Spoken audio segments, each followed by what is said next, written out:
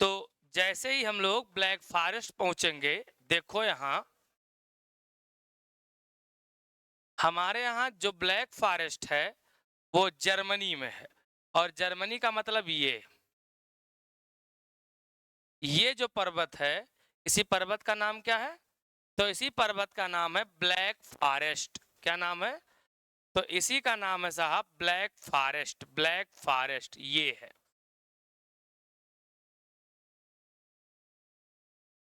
और इसी black forest से जो नदी ओरिजिनेट होती है, जो नदी निकलती है, वो नदी कौन सी है? डैन्यूब। कौन सी नदी है? डैन्यूब।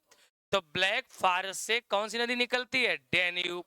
अब जब ब्लैक फॉरेस्ट से डैन्यूब निकलेगी, तो देखो पहले ध्यान से देखिएगा। जैसे ब्लैक फॉरेस्ट से निकलेगी डैन्यूब, जैसे डैन्यूब निकल के आगे बढ़ के आएगी, तो पहले तो जर्मनी में बह रही है। जर्मनी में बह लेने के बाद ये प्रेम से कहाँ आएगी? ऑस्ट्रिया। कहाँ आएगी? तो प्रेम से आएगी ऑस्ट्रिया। ऑस्ट्रिया में बह लेने के बाद ये आगे बढ़ के आती है, तब आती है स्लोवाकिया। मिला कि नहीं मिला? कहाँ आती है? स्लोवाकिया आती है, स्लोवाकिया। और जब स्लोवाकिया में आएगी तो ये स्लोवाकिया आएगी। फिर स्लोवाकिया के बाद ये टर्न लेती है, और टर्न लेने के बाद जाती है कहाँ? हंगरी।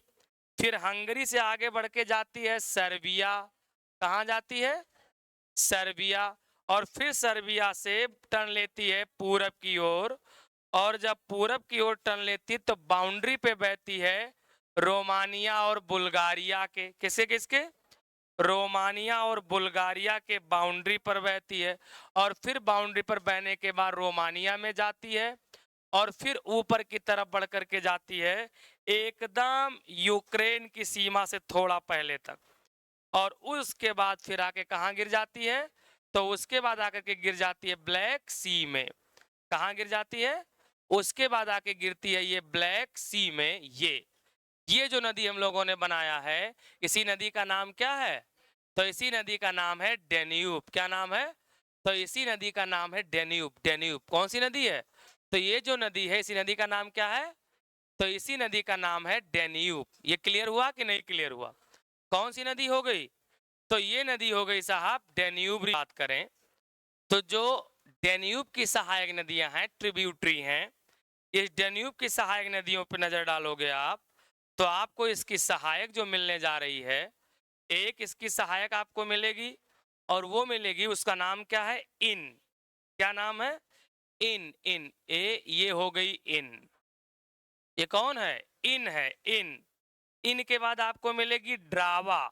कौन मिलेगी? ड्रावा। ड्रावा ये आएगी। कौन आएगी? ड्रावा। ड्रावा। ड्रावा आएगी, ड्रावा। और ये मिलेगी ड्रावा। ड्रावा के बाद आएगी सावा, और ये आएगी सावा। और ये मिलेगी सावा। इन, ड्रावा, सावा। इनके बाद ड्रावा, ड्रावा के बाद सावा। और फिर इसके बाद ये आती है ये मोरावा। कौन है? मोरावा। मोरावा। इन, ड्रावा, सावा, मोरावा। उसके बाद ये आके मिलती है, ये है आल्ट। कौन है? आल्ट। आल्ट कौन है? आल्ट। तो इन सब के नाम लिख लेते हैं हम लोग। पहले कौन सा पढ़ा? तो ये जो पहले हम लोगों ने पढ़ा है, ये इस नदी का नाम है इन। INN। इन। इन के बाद ये है, इसका नाम है ड्रावा। क्या नाम है? ड्रावा। ड्रावा के बाद ये है सावा। सावा के बाद ये है मोरावा। और उसके बाद ये है आल्ट। तो ये किसकी सहायक हो गई सब? इन, ड्रावा, सावा, मोरावा, आल्ट। ये सारी की सारी नदियां जिस नदी की सहायक हैं, वो नदी कौन सी है? वो नदी है डेन्यूब। वो नदी है ये, जिसका नाम क्या है? डेन्यूब। डेन्यूब। डेन्यूब ये है। ये निकल के आई ब्लैक फॉरेस्ट से, और अंत में आकर के अपने आप को कहां समर्पित कर दिया? तो ब्लैक सी में। कौन सागर में? तो ये आके गिर गई ब्लैक सी में। ये आके गिरती है ब्लैक सी में। काला सागर में गिरती है। तो कौन सी नदी हो गई ये? डेन्यूब। अब बताओ डेन्यूब याद हुई कि नहीं याद हुई? याद हो गई ना? हो गया। अब अगर इस नदी के हम लोग सहायकों की बात करके देख लिए, अब अगर इसका बहाव हमें देखना हो किसका? डेन्यूब का। तो डेन्यूब के बहाव वाली नदियों में सबसे पहले कौन पड़ा हमको? जर्मनी। कौन पड़ गया भैया? तो पहले पड़ा हमको जर्मनी। जर्मनी ये हो गया, पहले पड़ा हमको जर्मनी। जर्मनी के बाद कौन पड़ा? ऑस्ट्रिया। ये पड़ा ऑस्ट्रिया। ऑस्ट्रिया के बाद कौन पड़ा? तो ऑस्ट्रिया के बाद हमको पड़ा स्लोवाकिया। स्लोवाकिया। स्लोवाकिया के बाद कौन पड़ा? हंगरी। हंगरी। हंगरी के बाद कौन पड़ा? सर्बिया।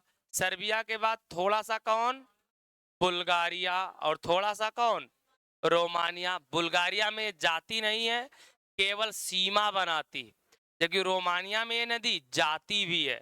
और जाने के बाद फिर नदी आके कहाँ गिरती है? ब्लैक सी में। कहाँ गिरती है? ब्लैक सी में गिरती है। ब्लैक सी बोले तो कहाँ गिर गई? तो ब्लैक सी का मतलब ये आके गिर गई काला सागर में। आप देखो जरा इस नदी के किनारे मैप में जाके देखो किसकी किसकी राजधानी स्थित। तो सबसे पहले तो इसके किनारे ऑस्ट्रिया की राजधानी वियना है। ऑस्ट्रिया की राजधानी वियना है। वियना किसकी राजधानी? मैप में देखा करो भाई, ऑस्ट्रिया की राजधानी कौन है? वियना। मिली कि नहीं मिली? फिर इसके बाद आपको इसके किनारे स्लोवाकिया की राजधानी ब्राटिस्लावा मिल जाएगी। किसकी राजधानी? स्लोवाकिया की राजधानी कौन मिल जाएगी? ब्राटिस्लावा। ब्राटिस्लावा। फिर आपको हंगरी की राजधानी बुडापेस्ट मिल जाएगी। किसकी राजधानी? हंगरी। हंगरी की राजधानी कौन मिल गया? बुडापेस्ट। और उसके बाद आगे बढ़ोगे आप तो सर्बिया की राजधानी कौन मिल जाएगा? बेलग्रेड। कौन मिल जाएगा? बेलग्रेड। किसकी राजधानी? सर्बिया की राजधानी कौन मिल जाएगा? बेलग्रेड। किसकी राजधानी? तो सर्बिया की राजधानी आपको मिलेगा बेटा, और सर्बिया की राजधानी कौन है? बेलग्रेड। बेलग्रेड। बेलग्रेड। तो सर्बिया की राजधानी मिलेगी बेलग्रेड ये। उसके बाद रोमानिया की जो बुखारेस्ट है ये दूर पड़ती है इससे, इसके किनारे स्थित नहीं है। इतनी बात समझ में आई? अब इसकी जो सहायक नदियां हम लोगों ने देखा, तो सहायक नदियां जो बह बह करके आ रही हैं वो भी किन किन क्षेत्रों से बह के आती हैं? तो कुछ नदी कहाँ से आ रही हैं? देखो जो एक्स्ट्रा जो देश लेकर के आ रही हैं, तो क्रोएशिया का रीजन लेके आ जा रही है। कौन सा? क्रोएशिया का रीजन ले आ रही हैं। ले आ रही है ना। कुछ कुछ नदियां जो हैं याल्ट वाले किनारे इधर वाली, ये इस क्षेत्र से आ जा रही है। तो यूक्रेन का क्षेत्र, माल्डोवा, बुल्गारिया, क्रोएशिया, ये पूरा क्षेत्र ऐसा हो जाएगा जो पूर्णतः किसके बहाव क्षेत्र में? डेन्यूब के बहाव क्षेत्र में आ जाएगा। किसके ड्रेनेज सिस्टम में आ जाएगा? तो डेन्यूब के ड्रेनेज सिस्टम में आ जाएगा। जो डेन्यूब नदी है ये यूरोप की, कौन सी नदी? डेन्यूब नदी। कहाँ? यूरोप की दूसरी लंबी नदी है। किसके बाद? बोल्गा के बाद। यूरोप की सबसे लंबी नदी बोल्गा। दूसरे नंबर पे कौन है? बोलो। तो दूसरे नंबर पर है डेन्यूब। पहले नंबर पे कौन है? बोल्गा। दूसरे नंबर पे कौन है? तो दूसरे नंबर पे है डेन्यूब। कौन है? डेन्यूब। क्लियर हुआ? डेन्यूब याद हो गई सबको एकदम? तो चलो ठीक। देखो अगला पॉइंट हम लोगों ने इसमें ये सीखा है कि ये नदी जो जा रही है मेरे भैया, यहां देखो जरा, ये नदी भाई ये ऐसे निकली, थोड़ा मोटी हो जाए भी, ऐसे निकली, ऐसे ऐसे गई, ऐसे घूमी, ऐसे चली आई, ऐसे। ये कौन है? राइन। कौन है ये? राइन। कल पढ़ा था कि नदी कौन सी है? ये राइन नदी है। और जो राइन नदी है कहाँ गिरती है? नॉर्थ सी में गिरती, उत्तर सागर में। कहाँ गिरती है?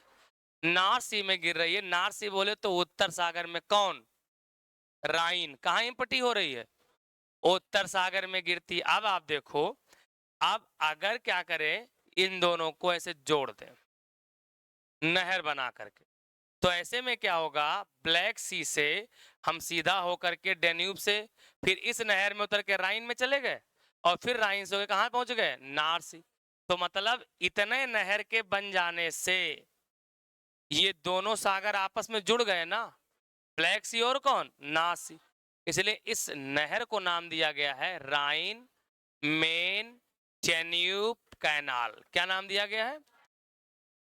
इसको नाम दे दिया गया है राइन मेन डेन्यूब कैनाल।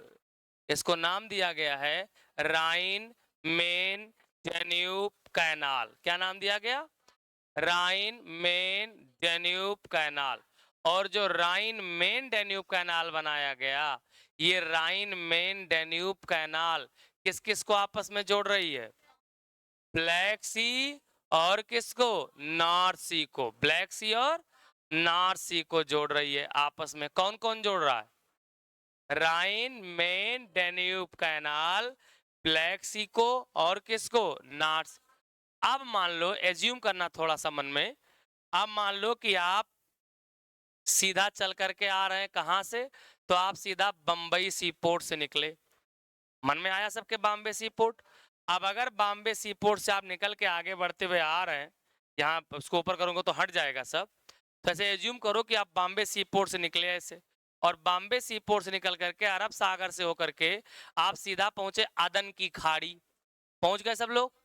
कौन है खाड़ी में? वो अभी अदन की खाड़ी। अदन की खाड़ी से आगे बढ़े तो कौन जल संधि? बोलो। बाब एल मंडेप। बाब एल मंडेप को ऐसे पार किया तो कौन है सागर में? लाल सागर। कौन है सागर में? लाल सागर से होकर के आगे बढ़े तो कौन सी खाड़ी? खाड़ी खाड़ी खाड़ी बोलो। स्वेज की खाड़ी। कौन सी खाड़ी? स्वेज की खाड़ी। स्वेज की खाड़ी से आगे बढ़े तो कौन सा नहर? कौन सा नहर? स्वेज नहर। स्वेज नहर में जब आगे बढ़े तो पहले कौन सी झील? Little bitter. लिटिल बिटर के बाद ग्रेट बिटर। ग्रेट बिटर के बाद तिमसा। तिमसा के बाद मंजाला। अब मंजाला से आगे बढ़े तब कहां पहुंचे? भूमध्य सागर। कहां पहुंच गए? भूमध्य। फिर भूमध्य सागर में घूम करके ये देखो यहीं पहुंचे भूमध्य सागर। ये पहुंचे भूमध्य सागर, ये आए। अब भूमध्य सागर से आगे बढ़े तो एजियन सागर। बोलो, ये एजियन है कि नहीं है? और एजियन के बाद कौन जल संधि को पार किया? डार्डिनेल्स। कौन जल संधि को पार किया? और डार्डिनेल से होके कहां पहुंच गए? मरमरा। कहां पहुंच गए? मरमरा सागर। कौन सागर? और फिर इसको पार किया। इसको पार किया कौन? बास्पोरस। और बास्पोरस को पार करके करिया सागर। फिर इस काले सागर से आगे बढ़े। ये कौन सी नहर नदी में चल रहे हैं? देखो बढ़िया जहाज जा रही है हमारी, किसमें? डेन्यूब। बहरिया गई थोड़ी सी। कहां जा रही है? डेन्यूब। किसमें चल रहे हैं? डेन्यूब। फिर या नहरिये में उतर गए। कौन नहर में उतरे? Rhine Main Danube canal. Once more. फिर कौन नदी में उतर गए? राइन नदी में। राइन नदी से होके कहां पहुंच गए? अब इसके किनारे किनारे जितने भी देश हैं, गत्ता खोलते गए सामान फेंकते गए, गत्ता खोलते गए सामान फेंकते गए। फिर यहाँ तक सारा सामान जब बेच लिए, अब उधर से लौट रहे हैं, कैश लेते जा रहे हैं रखते जा रहे हैं, कैश लेते जा रहे हैं रखते जा रहे हैं, मौज मस्ती करते करते कहाँ पहुंचा है? फिर बॉम्बे। यानी इसका बेहतरीन लाभ क्या है? इंटरनेशनल ट्रेड को प्रमोट करना, अंतरराष्ट्रीय व्यापार को प्रमोट करना। कर पाओगे प्रमोट कि नहीं? हो जाएगा। और ऐसा सवाल कई बार पेपर में पूछा भी जाता है। अब हम लोग अगली नदी देखते हैं साहब। और जो नेक्स्ट नदी है वो देखो यहाँ, ये है पर्वत, और ये जो पर्वत है ये है आल्प्स। कौन है? आल्प्स। और जो ये आल्प्स है, इस आल्प्स से नदी निकल के आ रही, इसका नाम है पो। ये इस नदी का नाम क्या है? तो इस नदी का नाम है पो रिवर। कौन सी नदी है? पो। अब आपसे पूछा जाए कि पो नदी कहां से निकलती है, तो पो नदी निकलती है आल्प्स से और आके गिरती है एड्रियाटिक सागर में। कहां गिरती है? एड्रियाटिक सागर में गिरती। कहां गिर रही है? एड्रियाटिक सागर में। कौन? पो। कौन? पो। पो कहां से निकली? आल्प से। कहां से निकली? आल्प से। और आकर कहां गिरती है? एड्रियाटिक सागर। कहां गिरती है? एड्रियाटिक सागर। निकली कहां से? आल्प से। इसी पो नदी के किनारे दो ठो शहर स्थित हैं। एक शहर स्थित है या मिलान। ये कौन है? मिलान। मिलान। और एक ये शहर स्थित है वेनिस। कौन है? वेनिस। तो एक ये शहर हो गया मिलान और एक ये शहर हो गया वेनिस। तो मिलान और वेनिस शहर किन दो नदियों के किनारे स्थित है? तो मिलान और वेनिस जिन दो नदियों के मतलब जिस नदियों के किनारे स्थित है वो पो है। कौन सी नदी है? पो। और पो कहां से निकलती? आल्प से। कहां गिरती? पो नदी के किनारे ही, पो के प्रभाव से ही यहां पर देखो लिखा होगा लोम्बार्डी का मैदान। कौन सा मैदान? लोम्बार्डी, जो इटली का सबसे उपजाऊ मैदान है। कौन सा? लोम्बार्डी। मिला कि नहीं मिला मैप में? कौन सा मैदान मिल गया? लोम्बार्डी का मैदान। लोम्बार्डी के मैदान में बड़ा लाभ देती है ये, बड़ा उपजाऊपन लेकर के आई है। इसीलिए जैसे अपने यहाँ गंगा नदी ने उत्तर भारत के विशाल मैदान को बनाया है, ऐसे पो का भी उसमें कंट्रीब्यूशन है। इसलिए पो नदी को मेरे भैया क्या बोलते हैं? तो पो नदी को हम लोग बोलते हैं, जल्दी बोलो, इटली की गंगा। क्या बोलते हैं? इटली की गंगा। कौन नदी को? पो नदी को। कौन नदी को? पो नदी को। क्या बोलते हैं? इटली की गंगा। इटली की गंगा। कौन नदी को? पो। पो नदी को क्या बोलते? इटली की गंगा कहते हैं। फिर भैया यहां ऐसे एक पर्वत है,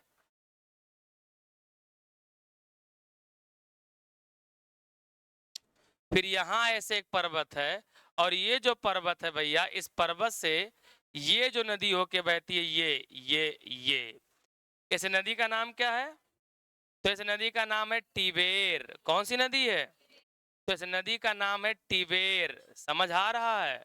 ये निकल के आती है जिस पर्वत से, उसका नाम एपिनाइन्स। क्या नाम है? एपिनाइन्स। एपिनाइन से कौन निकला? टिबेर। एपिनाइन से कौन निकला? टिबेर। और फिर जो टिबेर है, जो एपिनाइन से निकलती है, कौन? टिबेर। कहां से निकलती? एपिनाइन से निकलती है। इसी के मुहाने पर, ये देखो मुहाने पर कौन सा शहर है? रोम। कौन सा शहर है? रोम। रोम। रोम किसकी राजधानी? तो याद कर लो, इटली की राजधानी रोम। इटली की राजधानी रोम। कहाँ स्थित? तो टिबेर नदी के मुहाने पर स्थित है। ऐसे अगर हम मान लें कि ये रोम है, ये पूरा मान लीजिए कि आप रोम है, रोम। तो अगर ये पूरा रोम है, तो इस रोम के बीच में ऐसे एक ठू शहर है, देश है, वेटिकन सिटी। क्या नाम है मेरे भैया? इसका नाम है वेटिकन सिटी। कौन सा देश है? और जो वेटिकन सिटी है, ये पूरा का पूरा इसी रोम के भीतर स्थित है। किसके भीतर स्थित है? तो ये पूरा बाउंड्री रोम के किनारे स्थित है। और रोम चूंकि लैंड का पार्ट है, इसलिए चारों तरफ लैंड से घिरा हुआ है। लेकिन जो लैंड इसको चारों तरफ से घेरे वो एक ही देश है। तो जब ऐसा कोई भी देश हो तो उसे बोलते हैं अंतः वेष्टित देश। क्या बोलते हैं? अंतः वेष्टित देश कहा जाता है। इनर सिचुएटेड कंट्री बोलते हैं। और ये जो इनर सिचुएटेड कंट्री है, वो इनर सिचुएटेड कंट्री कौन हो गया? Vatican city. किसकी बाउंड्री में? रोम। किसकी बाउंड्री में? रोम। ऐसे एक देश और है, उस देश का नाम है लिसोथो। क्या नाम है? लिसोथो। लिसोथो कहाँ? साउथ अफ्रीका के बीच में। किसके बीच में? साउथ अफ्रीका के बीच में स्थित है। कौन? लिसोथो। Once more, Lesotho. याद हुआ? तो वेटिकन सिटी कहाँ है? इटली में। कहाँ है? इटली। रोम की बाउंड्री के भीतर है। और ऐसे लिसोथो कहाँ है? साउथ अफ्रीका के सीमा के भीतर स्थित है। तो ऐसा कोई भी देश जो चारों तरफ एक ही देश से घेर लिया गया हो, तो चारों तरफ का हो जाए, एक ही देश से घेर लिया गया हो, उसे क्या बोलते हैं? अंतः बेष्टित देश, इनर सिचुएटेड कंट्री। फिर से बोलो, इनर सिचुएटेड कंट्री, अंतः बेष्टित देश कहते हैं। इतनी बात सबको समझ में आ गई? तो कई नदियां तैयार कर ली, दो। एक कौन सी? बोलो। एक हमने तैयार कर लिया, पो। दूसरी कौन सी? टिबेर। एक कौन सी? पो। दूसरी कौन सी? टिबेर। याद हो गई? अब जो अगली नदी हम लोग पढ़ने जा रहे हैं वो अपने पूरे यूरोप की सबसे लंबी नदी। अब आप सोचोगे अपना यूरोप कैसे हो गया? देखो यहाँ पहली बात तो ये एक पठारी भाग, और ये जो पठारी भाग है इसका नाम है सेंट्रल रसियन अपलैंड। क्या नाम है इसका? तो इसका नाम है भैया सेंट्रल रसियन अपलैंड। ये है सेंट्रल रसियन अपलैंड, मध्य रूसी उच्च भूमि है। कौन है ये? तो ये है मध्य रूसी उच्च भूमि। देखो एकदम बीच में लिखा होगा मध्य रूसी उच्च भूमि, सेंट्रल रशियन अपलैंड।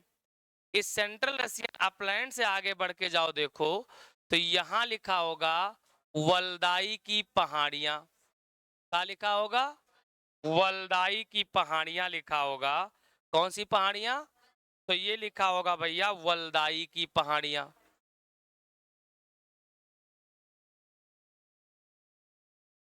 मिल गया सबको? कौन सी हिल्स लिखा है? वल्दाई की पहाड़ियां। कौन सी पहाड़ियां? वल्दाई, वल्दाई की पहाड़ियां लिखा है। कौन सी पहाड़ियां लिखा हुआ है? वल्दाई, वल्दाई की पहाड़ियां लिखा हुआ है, वल्दाई की पहाड़ियां। आप देखो जरा यहाँ, अब यहाँ से देखो, इसी वल्दाई की पहाड़ी से एक नदी निकल के आती है ये, और उस नदी का नाम है वोल्गा। ये आके गिरती है कैस्पियन सागर में। कहाँ आके गिरती है? तो ये आकर के गिरती है भैया कैस्पियन सागर में। कौन सी नदी है ये? तो ये नदी है वोल्गा, वोल्गा। और याद रखिएगा वोल्गा आकर के कहाँ गिरती है? तो ये आके गिरती है कैस्पियन सागर में। कहाँ गिरती है? तो ये आकर के गिरती है कैस्पियन सागर में। कौन सी नदी? तो जो नदी आकर के कैस्पियन सागर में गिर रही है वो है वोल्गा। कहाँ से निकलती है? वल्दाई की पहाड़ियों से। कहाँ से? वल्दाई की पहाड़ियों से निकलती है।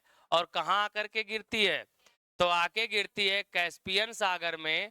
नाम क्या है? वोल्गा। क्या नाम है? वोल्गा। ये, और यही वोल्गा नदी पूरे यूरोप की सबसे लंबी नदी है। पूरे यूरोप की सबसे लंबी नदी कौन सी है? तो पूरे यूरोप की सबसे लंबी नदी है वोल्गा, जो कहाँ से निकलती है? वल्दाई की पहाड़ियों से निकलती है। और कहाँ आकर के गिर जाती है? तो वो आकर के गिरती है कैस्पियन सागर। कहाँ गिरती है? तो वो आकर के गिरती है कैस्पियन सागर में। कहाँ आकर गिरती है? कैस्पियन सागर में। कौन सी पहाड़ी से? वल्दाई की पहाड़ी से। अब देखो जहां ये गिर रही होगी वहां लिखा होगा कैस्पियन डिप्रेशन। लिखा है कि नहीं लिखा है? क्या लिखा होगा? कैस्पियन डिप्रेशन लिखा होगा। कैस्पियन डिप्रेशन लिखे होने का मतलब है कि सीधा सीधा इसने क्या कर दिया? सीधा यहाँ खाई बना दिया, खड्ड बना दिया, गड्ढा बना दिया। किसने? ओल्गा ने। किसने? ओल्गा ने। क्या बना दिया? डिप्रेशन का निर्माण कर दिया। और जिस क्षेत्र से होकर के जा रही है देखो वहां लिखा होगा खिरगीज। क्या लिखा होगा? खिरगीज, खिरगीज। खिरगीज कौन है? जनजातियां है। कौन है? ट्राइब्स। तो कौन सी जनजातियां? तो खिरगीज। वो स्पेलिंग केएस से है, खिरगीज। तो कौन लिखा मिल जाएगा? खिरगीज। और इसी क्षेत्र में पूरा स्टेपीज घास का मैदान लगा हुआ है। कौन सा? स्टेपीज घास का मैदान लगा हुआ है। किसके किनारे? वोल्गा के मुहाने के किनारे, कैस्पियन सागर के उत्तरी भाग में। कौन भाग में? कैस्पियन सागर के उत्तरी भाग में। किसका मुहाना बना हुआ है? तो वो बना हुआ है भैया स्टेपीज। किसका? स्टेपीज। चलो आप आगे बढ़ो। इसके बाद सेंट्रल एशियन अपलैंड पे चले जाओ। तो सेंट्रल एशियन अपलैंड नदी निकल करके आ रही है, ये जो नदी है जो निकल के आ रही सेंट्रल एशियन अपलैंड से, इस नदी का नाम है डॉन। क्या नाम है? डॉन। ये आती है डॉन, और ये डॉन आकर के कहाँ गिर जाती है? एजो सागर में गिरती है, क्योंकि एजो सागर भी भाग किसका है? ब्लैक सी का। इसलिए इसको काला सागर की ही प्राय नदी माना जाता है। किसको? डॉन को। लेकिन एग्जैक्टली डॉन जो गिरती है वो गिरती है एजो सी में। कहाँ गिरती है? एजो सी में। तो सेंट्रल रशियन अपलैंड से, कहां से भैया? सेंट्रल रशियन अपलैंड से कौन सी नदी निकली? डॉन। कौन सी नदी निकली? डॉन। कहां से? सेंट्रल रशियन अपलैंड से कौन सी नदी निकलती है? तो सेंट्रल रशियन अपलैंड से डॉन नदी निकलती है, और ये आकर कहां गिरती है? एजो सागर में। कहां गिरती है? एजो सागर में गिरती है। और फिर भैया इसी सेंट्रल रशियन अपलैंड से निकल करके आती है डोनेट्स। क्या नाम लिखा होगा? डोनेट्स। ये डोनेट्स आती है रूस के बाद यूक्रेन से होकर के आती है, और फिर आके डॉन में मिलती है। किसमें मिलती है? डॉन में। और ये डॉन में मिल जाती है। इसके बाद जो डॉन है वो डॉन आके गिरती है जो सागर में। ये जो नदी है, इस नदी का नाम है डोनेट्स। क्या नाम है? डोनेट्स। डोनेट्स। तो इन दोनों नदियों को अपडेट करिए पहले, तब आगे बताते हैं। चलो देखो, अब इतना अपडेट कर लिया सबने ना? एकदम एकदम अपडेट है ना? चलो तो आगे बढ़ो भैया। अब पढ़ने चल रहे हैं हम लोग ये जो डिनीपर। कौन सी है? डिनीपर, या नीपर भी हिंदी में लिखता होगा। हिंदी वाले कहा लिख रहे हैं? नीपर की डिनीपर? डिनीपर लिख रहे हैं। ठीक, आइए देखिए साहब, डिनीपर नदी के बारे में थोड़ा सा ध्यान देना है।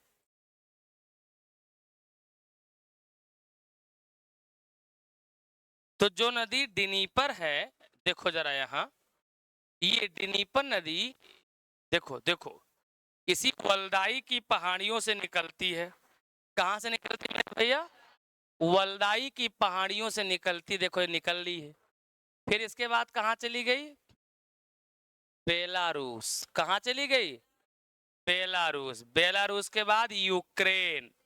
यूक्रेन से होकर के सीधा करिया सागर। कहां गिर गई? काला सागर में। ध्यान रखिएगा, जो ये यूक्रेन है, यूक्रेन की राजधानी कीव। यूक्रेन की राजधानी कीव कौन नदी के किनारे है? बोलो। तो ये है डिनीपर के किनारे। किसके किनारे? जेनीपर के किनारे है। किसकी राजधानी? यूक्रेन। यूक्रेन की राजधानी कौन? कीव। तो कैपिटल ऑफ यूक्रेन नाम का है कीव। कौन नदी के किनारे? डेनीपर। तो डेनीपर कहां से निकली? वल्दाई की पहाड़ियों से। फिर से बताओ कहां से निकली? तो जो डेनीपर है ये वल्दाई की पहाड़ियों से निकलती है, और वल्दाई की पहाड़ियों से निकल करके, कहां से निकल करके? वल्दाई की पहाड़ियों से निकल करके, और ये कहां आकर के गिर जाती है? ब्लैक सी में। किन किन देशों में बहली? तो रसिया। रसिया के बाद बेलारूस। बेलारूस के बाद यूक्रेन। तीन देशों में बहती है। कौन सी नदी? डेनीपर। और इसी डेनीपर के किनारे किसकी राजधानी? यूक्रेन की राजधानी। किसकी राजधानी? यूक्रेन की राजधानी नाम का है कीव। किसकी राजधानी? यूक्रेन की राजधानी नाम क्या है? कीव स्थित है, कीव। अब इसके बाद अगर हम लोग देखें तो सीधे कहां पहुंच जाए हम लोग? तो अब हम सीधे पहुंच जाएंगे कहां? अगली नदी। कौन सी? नीस्टर।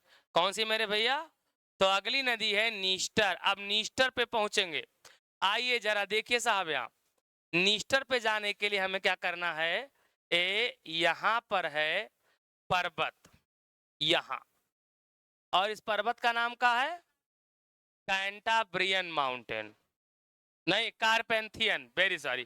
कैंटाब्रियन तो ये है, ये है कारपेंथियन माउंटेन। कौन सा है? कारपेंथियन माउंटेन। अब जो कार्पेंथियन माउंटेन है, एक कार्पेंथियन माउंटेन, ध्यान सुनिएगा, कार्पेंथियन माउंटेन से नदी निकलती है ये पहले कहाँ बह रही है बोलो, फिर चली आई कहाँ, मालडोवा। कहाँ चली आई, मालडोवा की राजधानी कौन, चिसिनाउ। फिर उससे होकर कहाँ आके गिर गई, काला सागर में। कौन सी नदी, नीस्टर। कौन सी नदी है, तो ये नदी है मेरे भैया नीस्टर। इसी नीस्टर के किनारे मालडोवा की राजधानी चिसिनाउ स्थित है। किसकी राजधानी, मालडोवा की राजधानी कौन स्थित है, चिसिनाउ। फिर से बोलो, मालडोवा की राजधानी चिसिनाउ स्थित है।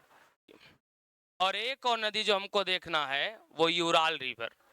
देखो ये जो पर्वत है यहाँ पर यही पर्वत करेगा, यही होगा यूराल,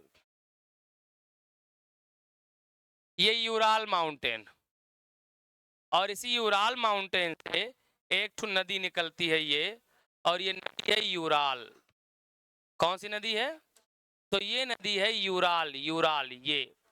और ये आके गिरती है कहाँ, कैस्पियन सागर। तो यूराल पर्वत से निकल के आती है कौन सी नदी, यूराल नदी। कहाँ से निकल के आती है, यूराल माउंटेन से निकल के आती है, और कहाँ गिर जाती है, कैस्पियन सागर में। कहाँ गिर जाती है, कैस्पियन सागर में। आप बताओ ईमानदारी के साथ, इतनी सारी नदियां याद हुई कि नहीं याद हुई।